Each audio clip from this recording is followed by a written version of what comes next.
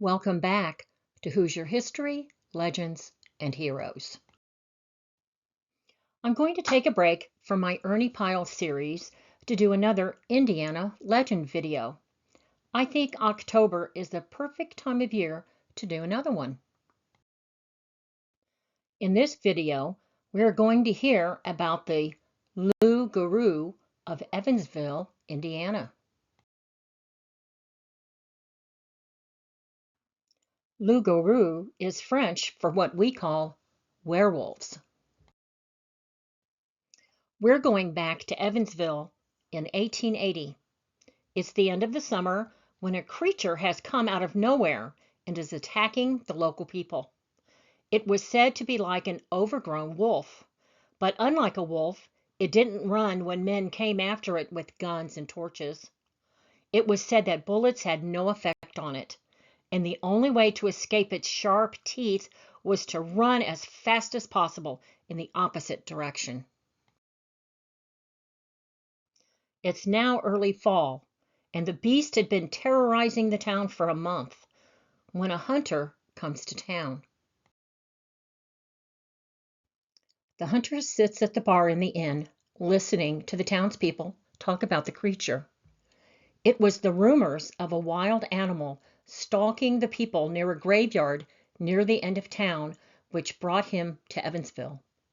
Travelers would arrive at the inn with ripped clothing and bite marks upon arms and legs from the harassing of the terrifying creature.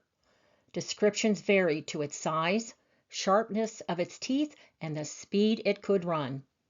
Even the telling of which side of town the creature could be found wasn't always the same. Was it in the north side? No, it was the south side of town. But it was obvious that by now the town was in a panic. Children were not allowed out at night, and the townsfolk would take alternate routes so they didn't have to pass the graveyard, even during the day. By the descriptions, the hunter knew at once that the creature was a loup-garou. His French-Canadian grandmother had told him that loup-garous were men who had neglected their religious duties for so long that they had fallen under the spell of the devil, who turned them into wolves and forced them to do his bidding. Now his grand-père told him that loup-garous were a more natural occurrence, humans born with the ability to shape-shift at will. Nevertheless, both his grandparents agreed on one point, and they told him the only way to defeat a werewolf was to cut him with a silver knife blade, which would then turn the loup-garou back to his human shape.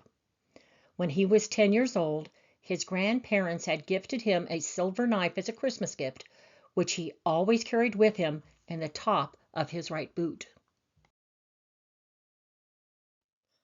The hunter paid for his whiskey, and then asked a big red-bearded man if there happened to be a bounty on this terrifying creature.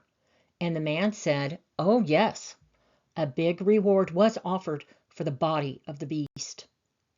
The hunter nodded his thanks and then headed outside with his rifle.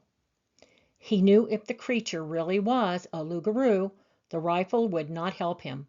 But, just in case it was a wily old wolf that was smarter than the folks that hunted him, then his rifle would definitely come in handy. The hunter headed slowly down the lantern-lit avenue, then turned towards the back streets, wandering through every graveyard in town, hoping the beast would attack him.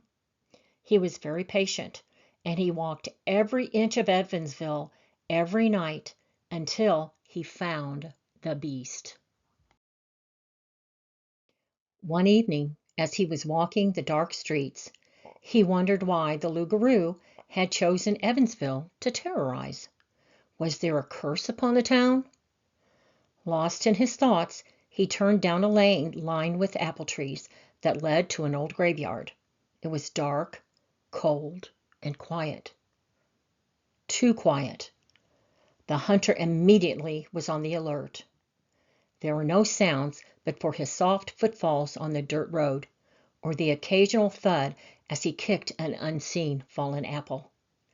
There were no creatures about, Not a sound of the nightly insects one normally hears after dark. Even the wind had died down. He had his gun cocked and ready when a nightmarish figure jumped over the iron fence surrounding the graveyard. The hunter pulled the trigger as the creature jumped on him, knocking the rifle out of his hand. The hunter was in a fight for his life. He reached upwards and closed his hands around the werewolf's neck, just keeping its teeth from his jugular vein. They were on the ground with the beast on top, then the hunter on top, fighting to stay alive. The creature's claws ripped through the heavy cloth of the hunter's jacket and pants, scraping his skin. Its stinking hot breath gagged him as the beast snarled and struggled to free itself. It had the basic shape of a wolf, the hunter noted grimly, as he rolled again to fight his way to be on top of the creature. The hunter forced it down into the dirt, using all of his weight, and pressed hard against its neck, cutting off its breath. The beast squirmed and snapped desperately, its teeth inches from his face, but the beast was slowly strangling, and its struggling grew weaker as its breath was choked out of it. The hunter took a chance and freed one hand just long enough to grab his silver knife from his boot. It was time to find out the truth. He drew the knife across the neck of the beast. Blood gushed out onto the hunter's clothing, and then the creature began to change. Its whole body writhed strangely, stretching out in some places and condensing in others. The transformation felt so strange to the hunter that he jumped off of the creature and in the moonlight watched, fascinated, with his knife at the ready, just in case. Finally, it became a man, lying face down in the dirt. When the man lifted his head, the hunter saw a trickle of blood at his neck. The hunter demanded, "Who are you, Loup-Garou, and why do you plague this town?" The man sat up and said, "I am no one now. Once I had a good job, happiness, and a wife and family. Then I was framed for murder. I stood trial, but was acquitted.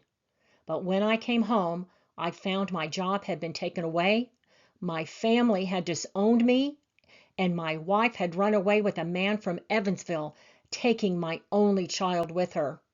I was not able to get custody of my child, so I made a deal with the devil. I became a Loup-Garou and brought terror to the people of Evansville, hoping to drive my wife and her paramour away from town. I then planned to steal my child out of his carriage when they fled and take the boy to his grandparents in Canada. Now I do not know what I shall do." The man turned to the hunter, and with his eyes blazing, he begged, "Kill me! Put me out of my misery! You can do it! You have the knife!"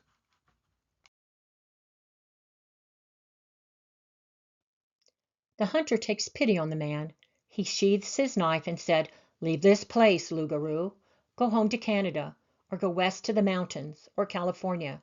Take a new wife, and have more sons. I will give you one more chance to redeem yourself." "Redeem myself," he said angrily. But the hunter could tell that he wanted to be persuaded. "I sold myself to the devil to become what I am." "And my knife has brought you a second chance," the hunter told him calmly. "If you remain a man for a year and a day, you buy your freedom. Only if you do not speak of me to any man during that time," the Loup-Garou said bitterly. "We must both be silent, or the spell will remain upon me for all time." "I will not speak if you leave this place," the hunter said. "If I see you again, in any form, I will finish the work my knife began." The Loup-Garou thought for a long moment, then nodded quietly. "Now go," said the hunter. "Go, and do not return."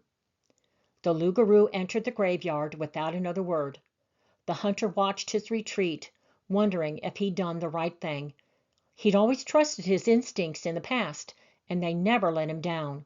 His instinct now was to let the man go in peace and find a new life for himself, even though it meant he would not receive the reward. Perhaps it would turn out all right in the end. A good deed was supposed to be its own reward, right? The hunter would stay in Evansville for another week, just to be sure. No use in taking chances. He slipped his knife into his boot, picked up his rifle, and headed back to the inn, whistling cheerfully. Thanks for watching, and I hope you enjoyed hearing the tale of Evansville's Loup-Garou, or as we would say, Evansville's werewolf. Be sure to subscribe, like, and share. Be sure to click on the notification bell so that you will be notified when the next Hoosier History, Legends, and Heroes video is uploaded. Until next time,